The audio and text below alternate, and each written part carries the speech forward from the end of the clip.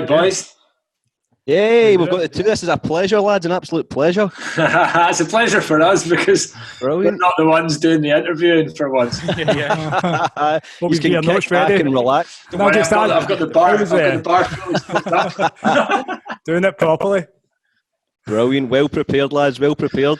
I hope you've got the subtitles ready for everyone else who's listening when this goes back. Oh, we don't care about anybody else. This is just a private chat. Yeah, Me and John just do this to keep in touch with each other, to be honest, and then everything else is a bonus. Well, that's it, man. Totally. I don't know about you guys, but we haven't seen as much of each other until like this whole Zoom thing came along. Like we're never off Zoom with each other now. I know, totally. Because we used to record our radio show. We used to do it in person. So Marty would come around here and we'd sit next to each other and do it. And then we quickly realized after Zoom came along and then the pandemic hit, it was like, it's pointless. I know. much easier and quicker on Zoom. But, a bromance has blossomed over here, lads. I'm not going to lie. A bromance has blossomed. Something special and something beautiful has happened. Man, Between you and your kilted drummer there, is that what you're talking about? That's another story. We'll get to that later, Marty. We'll save that till later on. Wait till after 9 p.m. Something I will say, it's been pretty beautiful. My girlfriend just got me a Kinder Egg polar bear tonight, and look what came out of that. It's a little polar bear on a sledge. Very nice, man. Does that not warm your heart? Does that warm your heart? I've not had a Kinder Egg in ages. I used to love Kinder Eggs, man. I know. A keeper. I love that. It's definitely a keeper. And it was a much needed chocolate sugar fix because I'm kind of half asleep tonight after a long day at work. So I've got the coffee here, I've had the sugar, and we're ready to rock, ready to go. Nice, good times. So how have you guys been getting on? You guys keeping yourself busy? Always busy, man. I kind of thought when we went into lockdown and no gigs, we'd have some time off. But I mean, maybe it's just our work ethic a little bit. But we've always kind of we seem to have taken on loads of stuff, whether it's live streams or we always seem to have something to do and putting music out as well. I've been busy with the interview side of things as well. Yeah, so we tend to do one a month. That we do it with the radio show. And that's what, as you guys will know, it's a lot of work, putting all those together and like lining up the guests and then, sorting out all the, research and like questions and all that stuff. It's not like you're just, it's a lot of work behind the scenes, so. Thanks for backing me up, guys. I don't think John appreciates the effort that goes in. I know I pretty much just turn on the lights and turn on the laptop and I'm ready to go. Turn on the charm. Yeah, the editing bit, that is the bit that sometimes it can be easy. Do you know, we did, we just put one out today with the Too Many Teas, who are some really good kind of like hip hop guys from down in England. But the one we put out before that was with Fully Love, who's Soup from Jurassic 5, and I think the battery was dying in his smoke alarm, right? So I had to go back through like a good over an hour of chat and edit out every single beep. I know. I feel your pain, Marty. I do. It's all it takes is a bad connection or something, and then it's like, this is going to be a fun edit. This one, isn't it? Exactly. He was taking his film collection as well, wasn't he? That was a great interview. That one, I watched that one back, lads. He was taking you through the whole collection of DVDs and Blu-rays, wasn't he? He's got a ton of them, absolute ton of them. But like, I don't know if you follow anything on Facebook, he's always posting like loads of different movie chat. It's cool. That's the other good thing about doing the interviews is that like, well, the kind of format that you guys have got and we've got, rather than being like a full-on interview, it's just like a kind of chat. So you do get to know what people are up to, and like it's cool, man. It's a fun thing to do. Yeah. So is this your full-time job? You guys doing music stuff, or what else do you do? What we aspire to be, what we aspire to do, John, just sit on Zoom constantly. I know. It feels like I do sit on Zoom constantly, to be honest with you. I'm actually a forklift instructor. I go out and teach people how to drive a forklift truck, and I test them at the end of the week, basically. So it's not quite as fun by day; it's more fun by night, basically. Yeah, that's a mad job, man. That's crazy. I'm a self-defense instructor / council employee. What kind of combination? I know. What kind of self-defense is it that you? So I teach Krav Maga. Amazing. Do you know, I've always wanted to do that, man. Always wanted to do that. You should absolutely come along. What's going on here? We're straying away. John's promoting his other business. Yeah, totally. Promoting the side hustle. It's got some similarities to martial arts, but there's no sporting aspect to it. So it's all about like removing yourself from the situation as quickly as possible. That's right. But always it seems like the one that all the movies tend to use. That always seems to be like, like Born Identity and stuff like that. Through the Bourne films, I think they get kind of quoted as being Krav Maga, but they were doing a variety of things. It was like JKD and the Screamer and stuff as well. But yeah, it's been popping up a lot in like movies and TV shows and all that. So it's been getting a lot more popularity over the years. Yeah. We'll have a separate Zoom chat about this later. Yeah. Totally. I think if somebody came out with a knife in Glasgow, I'd probably just run, to be honest, rather than try to disarm the man, probably easier. John, what would you do? That is actually the best response. Run away. Avoidance is always the best thing to do. Taught me well, John. You've taught me getting a bit serious for this now. But, always better off avoiding these situations. There's no point in trying to take on somebody with a knife. It's a bad situation you're getting into. But if you do have to, then you're always looking to attack the vulnerable areas of the body and move to a better position as quickly as possible. But back to the DJ chat. Yeah. You never know, this could help someone out in the future. Who knows, Exactly. I thought it was the right answer. I just said run because I'm a total wimp and I wouldn't hang about, basically, to be honest. But I'm glad that was the right answer, John. So we do 3 classes a week. We've got a free trial class. We've got a full program in there. Cut him off, lads. He might be the host, but we can kick him out and we'll just chat. Now, you guys have been busy. Going back to that, man, every time you look up, there's albums, EP releases. God, it's just phenomenal, the work ethic you guys are and the materials you're putting out there. Unreal. Well, do you know what? On you go, Jamie. I think it's just like, at the moment, because we're not doing any gigs, no one's doing any gigs, but we're really conscious of not wanting to just kind of like slip off people's radars. I feel like it'd be so easy to do that, when you're not out playing every week or weekend or whatever. So that's why I feel like we've maybe always had a fairly high output, but yeah, I guess we've just maybe like stepped up a little bit more because we've got more time, and B, we don't want to like get forgotten about. I think the social media is always kind of bubbling underneath normally, but now it's at the forefront. It's everything we do is right now, isn't it? It's social media presence. That's it. Everyone's on there all the time, whether it's Zoom chats or Twitch or streams or Facebook or whatever it is. It's just everyone's online all the time. You're doing really well with the Twitch as well for a while there, but everything sort of changed on Twitch now, hasn't it? Well, I mean, there was a big thing recently where DJs were kind of getting a bit worried because Twitch just put out this big statement about basically saying DJs, you need to stop streaming, not stop streaming, but stop playing like, copyrighted music. But I think that's always been their stance. That's always been in their T's and C's.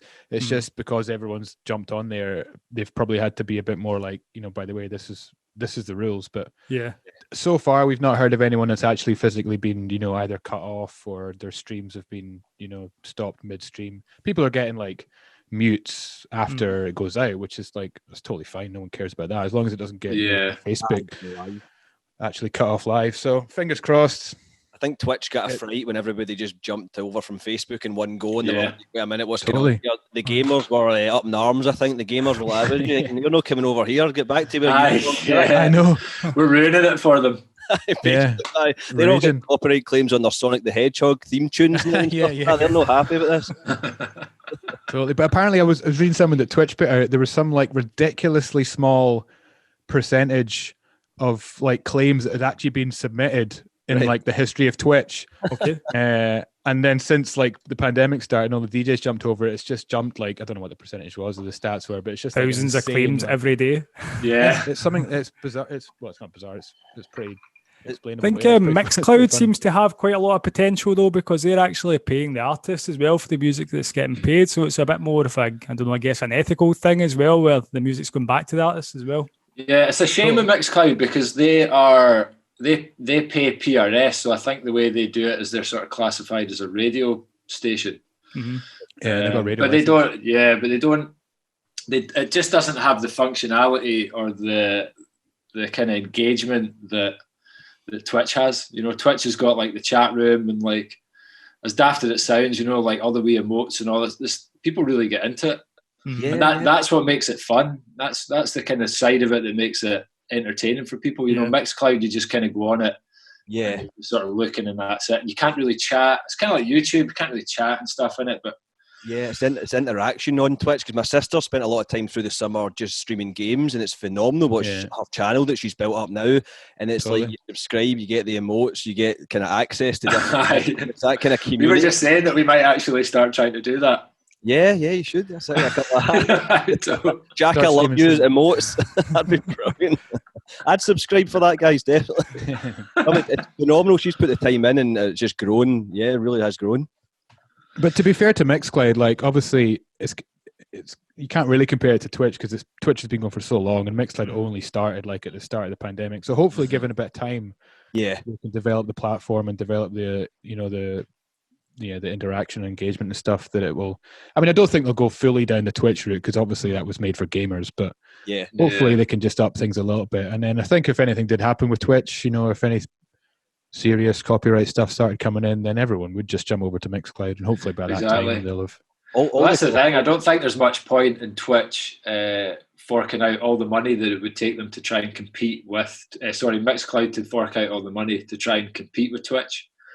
If, like you say, Jamie, if Twitch kind of get to the point where they can't host all the DJs, then maybe once they all start actually going into Mixcloud, then maybe they will up their game a little bit with that platform. Yeah, definitely. I've really been enjoying the Sunday brunch streams as well, guys. That's been phenomenal, just mixing up the Bloody Marys and things like that, and just kind of it's nice and laid back vibes just for a Sunday brunch. Been just an excuse for me to get drunk and not play records. Yeah, totally. It really is. It makes me want to drink so bad, and it's like 12 in the afternoon. I'm always watching it. Just like, I just want to crack a booze open right now. Just join you. Totally. I think so many people have said that in the chat. They're like, they feel obliged that they have to join me in having a drink, which is nice, obviously. But, brilliant. But yeah, they've been super fun to do, actually, because obviously we're maybe like, when we play out, we tend to maybe go a little bit, not harder, it's not the right word, but a bit more dance floor oriented, I guess. Yeah. And this has given us a total opportunity to dig a bit deeper and play stuff that we wouldn't normally play on a dance floor, and because and it's a different way for you kind of approaching sets, and how you would kind of like plan your crates or plan your music as well, and you can just kind of like dig through, play whatever you want, really. Where did it kind of begin for you guys? How long have you been out and about? It's crazy to think that me and John have been chatting to people all over the world, and it's taken to this point for us to actually get you guys on and have a chat and know more about you. Even though you are just down the road, basically. But it's totally. Yeah, it's we started doing stuff in 2011, was it? Yeah, but that wasn't like we weren't called Shaka Loves You, and we weren't like, we were just promoters. We started out just like booking other people. Right. And then it kind of evolved into, then we started dabbling in a bit of production stuff. Yep. And then that sort of just snowballed a little bit and evolved into like kind of being, an act in ourselves. But it was never planned. It was never like, we never sat down and went kind of, right, let's become an act. It just kind of sort of naturally.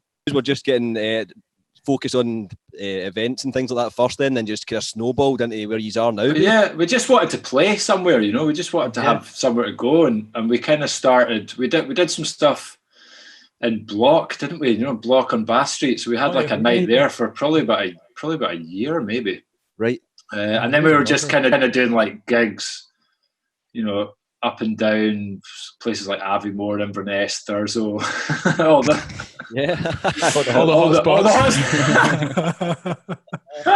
all the disco hotspots with the sounds of it. All the venues, But then, yeah. I mean, once we sort of figured out Ableton and had a wee shot at that, we kind of got a couple of tracks picked up. Not by major labels, but by blogs, because blogs were kind of pretty big, sort of maybe like 8-10 years ago. That's where a lot of people were finding all their stuff now. Way before like Spotify and this, Ableton's a bit of a game changer as well, isn't it?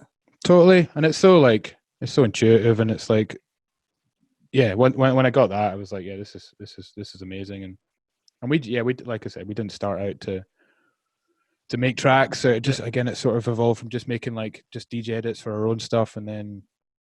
Yeah, again, it kind of sort of evolved and snowballed a little bit into, I guess, a bit more what we're known for now. But even the label as well, Jamie, the stuff you guys are putting out in the label. I got the Disco Funkin' Volume 3, was it curated by Natasha Katt as well, and the stuff these are, it's like albums and EP releases. It's what have you guys got coming up then? What can we expect from you? So we've just put out our latest compilation, on, when was that? Just a couple of weeks ago, 27th, I think. Yeah. So that's called Joints and Jams Volume 1. And we were lucky, like the same label that put out Disco Funkin', actually, they came to us, I don't know, maybe like a month or two ago, and we were lining up another release for the end of the year, and they were like, well, how about doing rather than just a one track, a single or a couple of tracks, do you guys want to do your own compilation? And we were like, hell yeah. Yeah, sounds good. Yeah, totally. So it's totally ours. It's our thing. We get to choose all the music on it, obviously, and it means we can hopefully do it yearly and this one's gone pretty well already. So it's hopefully do it yearly. And yeah, it was a really fun project to work on. And to be fair to the label, they did most of the heavy lifting behind the scenes. Like they did all the hard work, actually getting these tracks signed and doing all the running around. But so I need to shout out Tim and Glenn on Bomb Strikes. Yeah, shouts to those boys. But yeah, so that's just out a couple of weeks ago. In terms of actual music, there's nothing lined up at the moment for next year yet. Right. We're probably going to take January off. Well, I say off, not like that anyway, but we'll probably take January just to kind of figure out exactly what we want to get the do with the year. For the year. It's kind of difficult to make plans right now, because you don't really know what's going to happen next. So difficult. Because it was looking quite promising a few months back, and then it just went completely the other way again. So it's difficult to kind of plan ahead right now. Exactly. From what we hear with the guys who are running festivals that we kind of normally play at, they're all like all steam ahead for trying to do it. Like places like Boomtown and stuff like that. These guys are all, I think, seemingly think they're going to get the go ahead for it. So. Okay. The idea probably would be we would have something ready to push for the summer, if we end up doing festivals and stuff like that. Normally we try and get a release out spring time, kind of like April, May sort of thing, and then festival season kicks off. Hopefully. Talking of festivals, the Playground Festival as well coming up in Glasgow. Boys are on that. That's going to be something else. Me and John, we've got the tickets booked for both nights. We're ready to go. Amazing. Such a good lineup, isn't it? I can't wait for that. That is going to be insane, I think, isn't it? Kraftwerk and Gary Numan just on the Saturday night. That's a combination and a half, that, I think, isn't it? I know. Yeah, it's really good. Better than the original lineup they had for last year. They have a few Bloody Marys at that one as well. It's a Sunday. It's a Sunday we're playing as well, which is great. So, that's right. Then it's more like 70s kind of chic and more disco. Yeah, it's all the kind of the funk and soul and disco. Well, some disco stuff on the Sunday as well, like Chic and who else is playing? Is it Craig Charles, I think. Craig Charles, yeah. Can't remember, but yeah, it's brilliant lineup. Rebecca Vazman as well. Yeah, that's right. Yeah, I think that's something to look forward to. But just went ahead and got the tickets because we thought surely by that point we should be at some kind of normal, and it's outside, and hopefully we should be all good for that. What date is that one again? That's June, isn't it? That is. Is it actually end of June? I know it's the. I think it's maybe like the end of July kind of time, because I think there might be one happening in Canada. Oh yeah, 30th and 31st of July and the 1st of August. Right, next one. Yeah, that's right. Last weekend of July. Marty, see when your voice. Don't worry, guys. I'll keep you right. Marty, your voice totally. Your voice went with the internet there, and you sounded like Kraftwerk. You actually sounded like it's another soundbite for Twitch. I've actually got a sample pad right here, guys. It's not the internet. It's just my. That was that. Just messing with you, Paul. The robots, the robots were in the room. I was going to ask as well, lads. Shaka Loves You. Even the name. Where did the name come from? Obviously, I need to. There's got to be a story behind this. It's fortunately there is. It's a really terrible story. It was like we were called Shaka Events, but the Shaka thing came from. When I first met Jamie, we were both like teaching snowboarding in the X-Gape. Out of Braehead, and Jamie was like did a bit of surfing and stuff, and obviously we were like into skiing and snowboarding. And he was like, "I'm going to start a night. Do you want to do some bongoing at it?" I was like, "I've got nothing else happening. I might as well." What's it? What? You were like, "Please, can I play?" And then he was like, "Well, we're going to call it Shaka," and I was like, "Right, cool." And that's like a surf term, Shaka. Yeah. And then we couldn't think of anything cooler after that, so we just sort of called it Shaka Events. And then from then, there was guys in Brazil, wasn't there? There was guys in Brazil called like Shaka Sound, and because of the kind of scene that we were in, they were sort of well known in the scene, and then it was like way too similar. Yeah. And we were like, man, we just need to like come up with something totally stupid and ridiculous that makes no sense. And then we'll just go with that. And we just kind of like thought like Shaka Loves You. That just seems like, I think it was actually someone else that brilliant. Somebody suggested it, I'm pretty sure. I think. And we were like, that's the stupidest thing I've ever heard. Every time I read your name, I feel a little bit warm inside, you know, I feel a bit happy. You know, I know someone out there loves me. Exactly. Comfort me. Well, that's it. Exactly. But again, it wasn't intentional. It wasn't any kind of planned, you know, clever marketing. Yeah, totally. Just ended up random. Ended up like that. It's quite a distinctive name. It's quite catchy. You don't forget. Yeah, it's done as well so far. It's great having you on, guys, just having a chat. I'm looking forward to next year. Me and Jordan were quite hopeful that things are going to be a little more positive, getting out, doing some gigging again, just getting out and about. So hopefully here's hoping to some more positive times ahead, eh? I know, totally, man. And like, it's a good sign that they've managed to get the vaccine going this side of Christmas and New Year, and hopefully, yeah. You know, if that 90-year-old granny will be the first one getting DJ bookings, probably. yeah. She'll be headlining all the festivals first. Yeah, that's probably our goal. We had that as a goal at the start.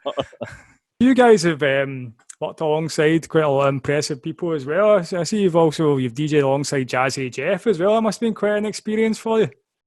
That was probably my ultimate career. I was ready to retire after that. I was like, it's not really going to get much. Yeah.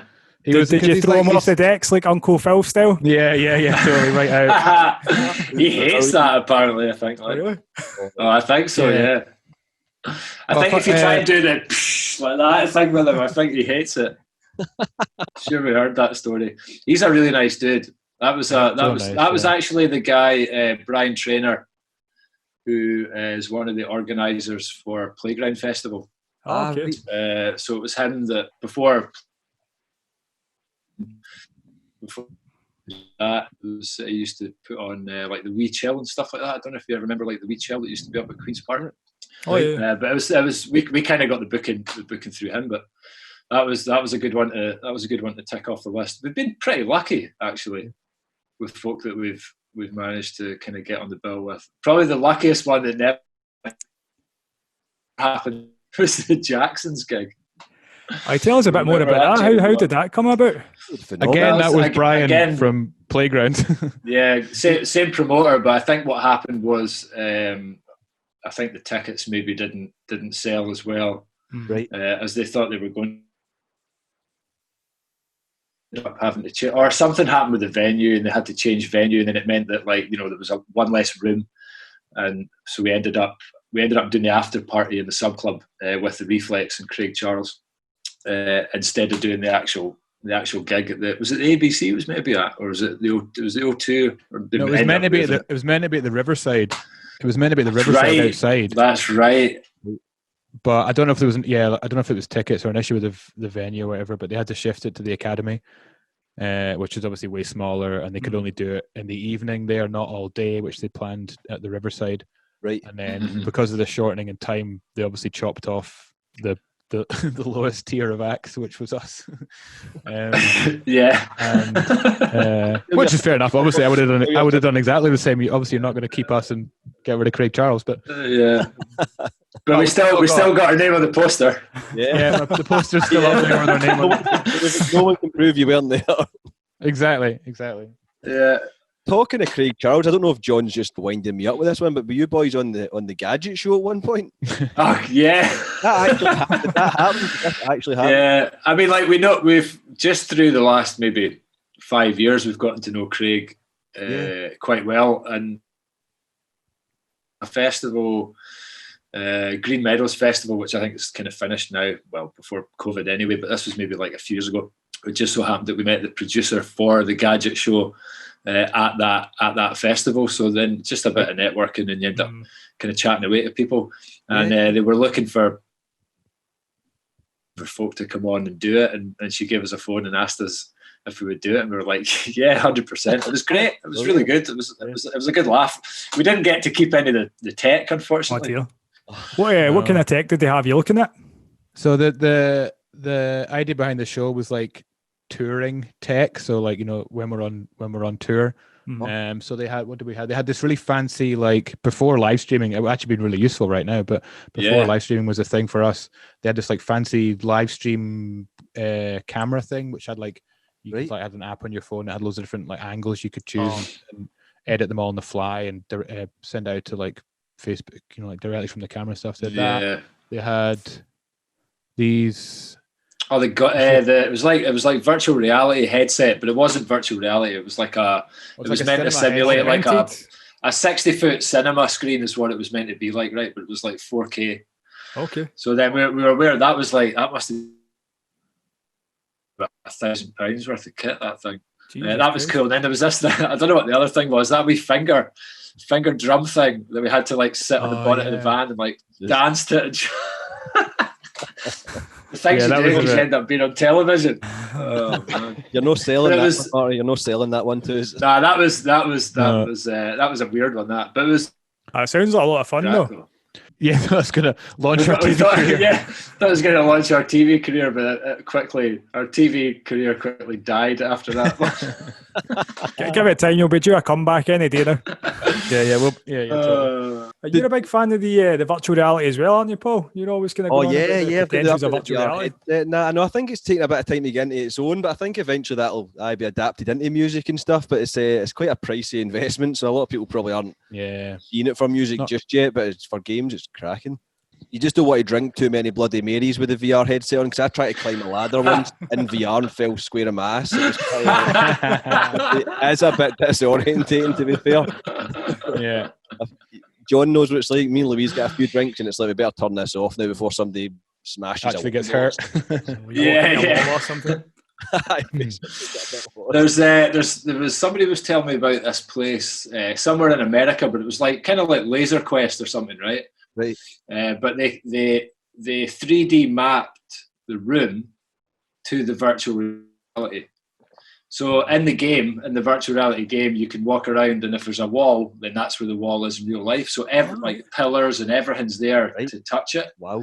And you would run around and do like Laser Quest or whatever it is, paintball or whatever it is you were doing. Right. But that's a cool thing as well, man. Technology's mad. Technology's mad at the moment, man. I think there's a DJ app out there as well where it emulates using the Pioneer, the full professional Pioneer setup, just with your headset on. So it's like you can actually learn how to use the decks in the virtual reality world, so that when you then go onto them, you've kind of got that experience already. All right, that's a cool idea. I think John just wants to be sponsored by Pioneer, to be honest. He was dropping this last night as well. I dropped their name in every single interview. Yeah, totally. Just in case. That's how you do it. No, thanks a lot for having a chat with us, lads. It's been an absolute pleasure having you on the show. I'm not that I'm trying to get rid of you. I'm just trying to save the painful edit. The sooner I get you guys off, the easier this edit will be. Sorry, I've not made it any easier with my internet connection. I know, internet and a dog. I'm a dog. This wee guy, look. Oh, yes. Has he been there the whole time? Yeah. Brilliant. At least we got your Kraftwerk impression, Marty. It was a good Kraftwerk. For the 4-hour edit. Yeah, that's a. You can license that sample. You can use it. We'll send over the papers. Don't worry, lads. We won't be doing it on the fly. All right. We'll make sure that stuff. All right. So for everybody that's watching and listening to this as well, where can people go to like find out what you're doing next and what you've got coming up? So all of our stuff's on the website, shakalovesyu.com. We do live streams every Sunday, every week, pretty much, 12 till 3, SLY Sunday Brunch. So you can come and join us for some Bloody Marys. Joints and Jams is just out, the compilation. You can grab that all the usual places. You can stream it or buy it, wherever you want. And anything else we need to... Yeah, we do a newsletter, just kind of getting everyone updated with what's going on, and you can sign up for that on the website as well. We launched a Patreon a couple of months ago, because we wanted to try and find a way of getting all our music to people who were kind of listening to it and engaging with it rather than spending hundreds of pounds on Facebook advertising. And it's been great. That's been really good. So, go check that out as well. What kind of stuff have you got in the Patreon? Is that like exclusive content for people that get involved in there? Yeah, I mean, like it's basically access to all of our edits, all the live stream downloads, all of our mixes, the kind of extra parts of the radio show and our podcast that people can't listen to normally. So all that stuff's on there. We do like some production tips and stuff like that as well. Awesome. So yeah, loads of stuff. Paul, take notes of this. All part of the edit work, John. It's all part of the edit work, don't worry. We should probably promo the Playground Festival as well, because by the time I've actually finished editing this video, it'll probably get into about May, June time. So next month, guys, as well, next month, you'll see these guys at the Playground Festival, all right? Brilliant. That is actually our only booking of 2021 at the moment. So. This couple of no relevance anymore. Yeah. No, cheers, lads. It's been an absolute pleasure chatting to you. I'm glad. Yeah, thanks for having us on, boys. It's good to actually chat to you properly, and hopefully we can catch you for a beer in real life once this shit's over. Sounds like definitely. Catch you guys at the festival. Yeah, good luck with the rest of the shows that you're doing, because the guests that you've been getting on have been, apart from us, have been brilliant. It's a highlight. You guys are a highlight. I know. It's all downhill for you. You've had some great guests. Keep up the great work. All right, you guys are kicking ass on the music front. Keep kicking ass. We'll catch up with you soon, all right? Thanks, boys. Thanks, all the best. Pleasure. See you later. Cheers. See you later.